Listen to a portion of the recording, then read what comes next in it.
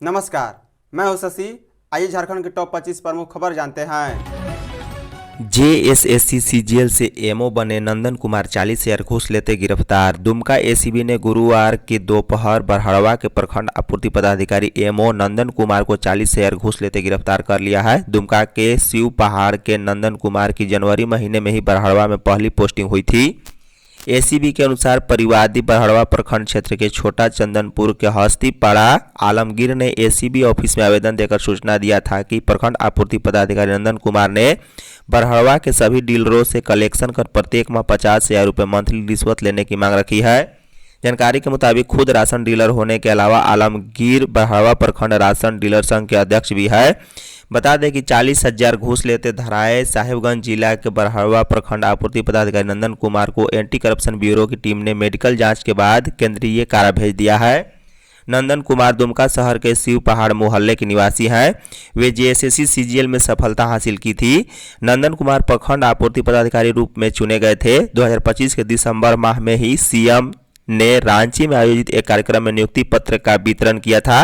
नंदन को भी रांची में ही नियुक्ति पत्र दिया गया था। नंदन की पहली पोस्टिंग बरहड़वा प्रखंड में हुई थी। 2 माह पहले ही नंदन कुमार ने आपूर्ति पदाधिकारी रूप में योगदान दिया था।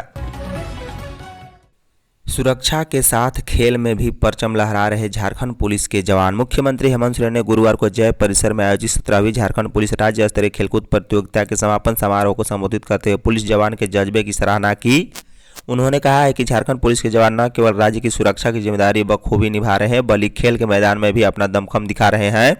मुख्यमंत्री ने गर्व व्यक्त करते हुए कहा है कि हमारे जवानों ने कई राष्ट्रीय और अंतर्राष्ट्रीय खेल प्रतियोगिता में भी अपनी प्रतिभा का लोहा मनवाया है और राज्य व देश का नाम रोशन किया।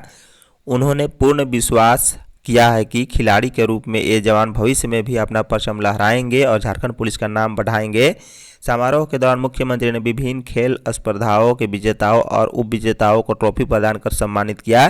प्रतिभाओं का उत्साहवर्धन करते हुए उन्होंने कहा है कि झारखंड पुलिस द्वारा प्रतिवर्ष इस तरह की प्रतियोगिता का आयोजन एक सराहनीय कदम है।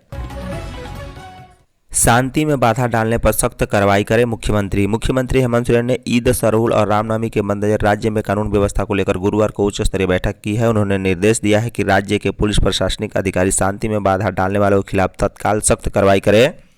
सीएम मुख्यमंत्री आवासीय कार्यालय में वीडियो कॉन्फ्रेंसिंग के जरिए सभी डीसी, एसएसपी, एसपी के साथ समीक्षा बैठक कर रहे थे। उन्होंने स्पष्ट तौर पर कहा है कि त्योहारों का अशांति, हिंसा और उपद्रव नहीं हो, इसलिए पुलिस प्रशासन 24 घंटे अलर्ट मोड में रहे। मुख्यमंत्री ने अधिकारियों से कहा है कि पर्व त्योहारों के संपन्न होने तक पर्याप्त संख्या में पुलिस बलों की तैनाती करे, सूचक को भी जोड़े ताकि संदिग्ध गतिविधियों का तुरंत पता चल सके। रांची समेत पूरे राज्य में आज से आंधी व बारिश का अलर्ट। रांची समेत राज्य भर में अगले 2 दिन मौसम खराब रहने की संभावना है। मौसम विभाग ने आंधी, बारिश और वज्रपात का ऑरेंज अलर्ट जारी किया है। पूर्वानुमान के अनुसार शुक्रवार और शनिवार को बादल छाए रहेंगे और मध्यम दर्जे की बारिश होगी। वहीं 70 किलोमीटर प्रति घंटा की रफ्तार से हवा भी चलेगी। कुछ इलाकों में ओले भी गिरने की आशंका है। हालांकि उसके बाद बादल छट जाएंगे। मौसम विभाग रांची के वैज्ञानिक अभिषेक आनंद ने बताया है कि रविवार से मौसम साफ होने की संभावना है। इसके साथ ही अधिकतम तापमान में भी बढ़ोतरी शुरू हो जाएगी। उन्होंने बताया है कि राज्य में 24 घंटे के दौरान कई जगहों पर आंधी व गरज के साथ बारिश हुई है। धनबाद में ओलावृष्टि हुई है, जिससे वहां की रबी फसलों के साथ सब्जियों, आम, लीची के मंजरों को नुकसान पहुंचा है। बोकारो में सबसे अधिक 43 मिलीमीटर बारिश दर्ज की गई है। पूर्व मंत्री योगेंद्र साहू के घर पर चला बुलडोजर। एनटीपीसी की सीबी कोल परियोजना के विस्तार को लेकर गुरुवार को राज्य के पूर्व कृषि मंत्री योगेंद्र साहू के झुमरी टांड जोरदाग स्थित घर को बुलडोजर से तोड़ दिया गया है। भारी सुरक्षा व्यवस्था के बीच कार्रवाई को अंजाम दिया गया। बताया जाता है कि यह कार्रवाई परियोजना क्षेत्र को अतिक्रमण मुक्त बनाने और विस्तार कार्य में तेजी लाने के उद्देश्य से की गई। लंबे समय से भूमि अधिग्रहण और मुआवजे को लेकर विवाद की स्थिति बनी हुई थी। एनटीपीसी अधिकारी नील माधव ने बताया है कि यह कार्रवाई कानूनी प्रक्रिया के तहत की गई है। जमीन और घर की पूरी संरचना के एवज में 1.97 करोड़ रुपए मुआवजा राशि के रूप में पहले ही सरकारी कोष में जमा कर दी गई है। वहीं योगेंद्र साहू की पुत्री पूर्व विधायक अम्बा प्रसाद ने जबरन घर ध्वस्त करने का आरोप लगाया है। कहा है कि वे इसके खिलाफ कोर्ट की शरण में ले जाएंगी।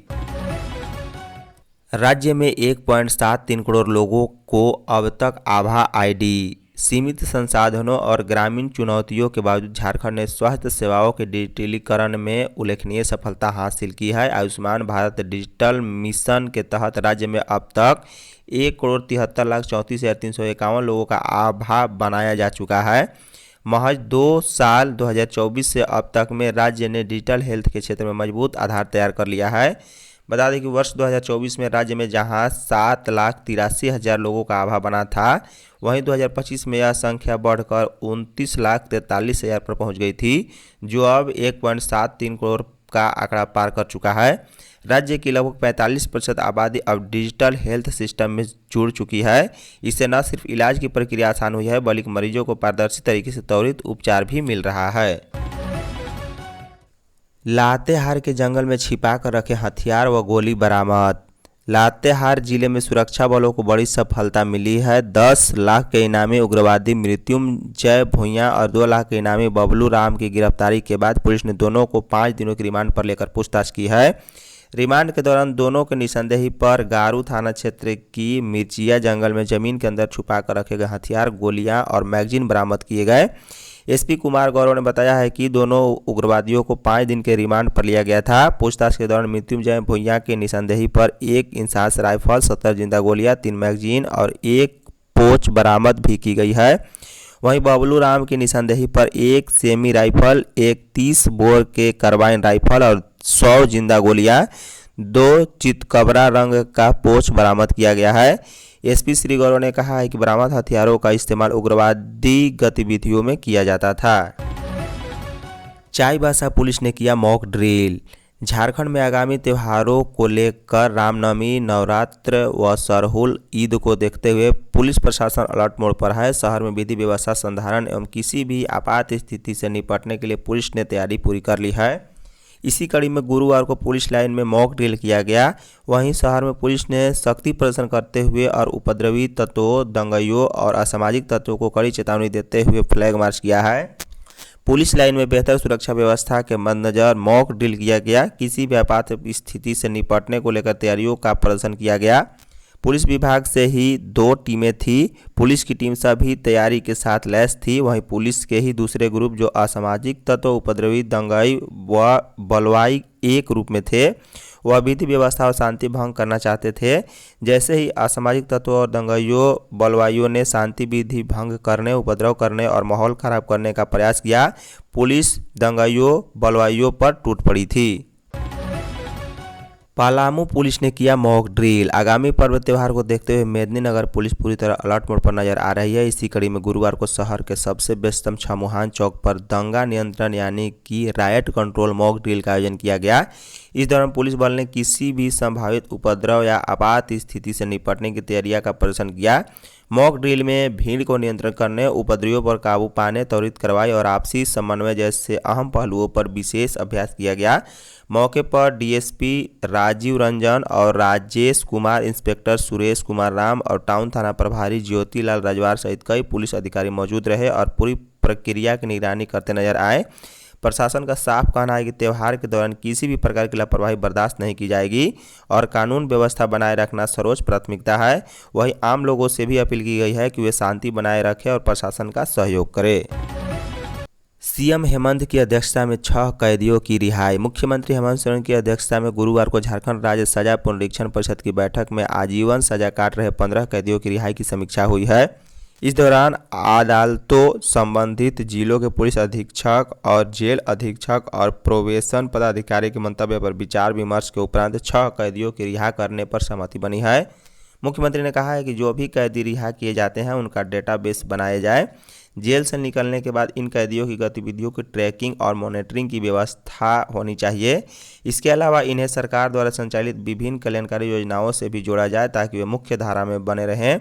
मुख्यमंत्री ने यह भी कहा है कि राज्य के ग्रामीण इलाकों में डायन बिसाही की घटनाएं काफ़ी होती है। ऐसी घटनाओं को नियंत्रित करने की दिशा में लोगों को जागरूक करने के लिए जागरूकता अभियान चलाया जाए। इस बैठक में मुख्य सचिव अविनाश कुमार भी मौजूद थे। बाबा नगरी में उमड़ा आस्था का जन सैलाब। विश्व प्रसिद्ध बाबा बैद्यनाथ मंदिर में चैत्र नवरात्र के शुभारंभ के साथ ही आस्था का जन सैलाब उमड़ पड़ा है। मंदिर परिसर में सुबह से ही श्रद्धालुओं की लंबी कतारें हैं। जय माता दी और हर हर महादेव के जय घोष से पूरा धाम गुंजमय हो उठा है। बता दें कि चैत्र नवरात्र के प्रथम दिन पारंपरिक विधि विधान से कलश स्थापित की गई, जिसके साथ ही 9 दिनों तक चलने वाले विशेष अनुष्ठानों की शुरुआत हो गई है। पुजारियों द्वारा वैदिक मंत्रोच्चारण के बीच मां दुर्गा की पूजा अर्चना संपन्न कराई गई। नवरात्र के दौरान बाबा बैद्यनाथ धाम में मां दुर्गा के 9 स्वरूपों की तांत्रिक विधि से विशेष पूजा अर्चना की जा रही है। साथ ही मां पार्वती के भी श्रद्धा भाव से आराधना हो रही है। यह धाम इसलिए विशेष महत्व रखता है क्योंकि यह एक साथ ज्योतिर्लिंग और शक्तिपीठ दोनों के रूप में विख्यात है, जिससे इसकी धार्मिक महत्ता और बढ़ जाती है। लातेहार से साक्षी गैस सर्विस का कार्यालय सील। गुरुवार को शहर के बाईपास चौक में अवस्थित Sakshi gas service Bharat gas agency के कार्यालय में उपायुक्त उत्कर्ष गुप्ता के निर्देश के बाद सील कर दिया गया है। जिला आपूर्ति पदाधिकारी श्रवण राम ने बताया है कि उपायुक्त ने जिले के रसोई गैस की कालाबाजारी रोकने और लोगों को समय पर गैस उपलब्ध कराने को लेकर जिले के गैस एजेंसी के प्रतिनिधियों के साथ बैठक की थी। उन्होंने बताया कि उक्त गैस एजेंसी ने अपने उपभोक्ताओं की अद्यतन जानकारी मांगी गई थी, जिसके अलावा उज्ज्वला गैस के उपभोक्ता की सूची व संख्या की मांग की गई थी, लेकिन एजेंसी के द्वारा कोई जानकारी समय पर नहीं दी गई। इसके बाद उपायुक्त के निर्देश पर गैस एजेंसी के कार्यालय को सील कर दिया गया। डीएसओ श्रवण राम ने बताया है कि जिले में रसोई गैस की कालाबाजारी किसी भी प्रकार बर्दाश्त नहीं की जाएगी। उन्होंने बताया है कि जिले में कमर्शियल गैस कनेक्शन वालों की भी जांच की जाएगी।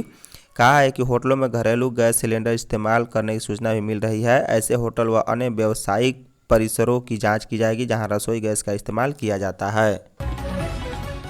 गैस के लिए मारामारी, सड़क जाम। घरेलू गैस सिलेंडर की किल्लत बढ़ती जा रही है। भारत सरकार लाख कहने की देश में गैस की दिक्कत नहीं है, लेकिन ज़मीन पर सच्चाई अलग ही दिख रही है। घरों तक सिलेंडर की डिलीवरी नहीं हो पा रही। गैस गोदामों के पास सैकड़ों लोगों की लाइन लग रही है। लोगों की गैस सिलेंडर मिलने में दिन भर लग जा रहे हैं। इसी दौरान रांची के पुदांग रोड स्थित आनंद गैस गोदाम के सामने जब लोगों को गैस मिलने में दिक्कत होने लगी, तब लोगों ने सिलेंडर को सड़क पर रख कर पुदांग रोड को जाम कर दिया। सड़क जाम किए जाने की सूचना मिलने के बाद पुलिस पहुंची और लोगों को समझाने बुझाने में लगी। लोगों को गैस समय पर नहीं मिल पा रही थी। इस कारण लोग नाराज हुए और करीब 2 घंटे तक रास्ते को जाम कर दिया था। जेट परीक्षा अब 26 अप्रैल को। झारखंड पात्रता परीक्षा जेट की तिथि आगे बढ़ा दी गई है। पहले यह 29 मार्च को होने वाली थी, जो अपरिहार्य कारणों से अब 26 अप्रैल को होगी। आयोग ने संबंधित जिलों के उपायुक्तों को इसकी जानकारी देते हुए नए सिरे से केंद्रों की सूची मांगी है। आयोग के उप सचिव ने उपायुक्तों को नई तिथि घोषित होने का पत्र भेजा है।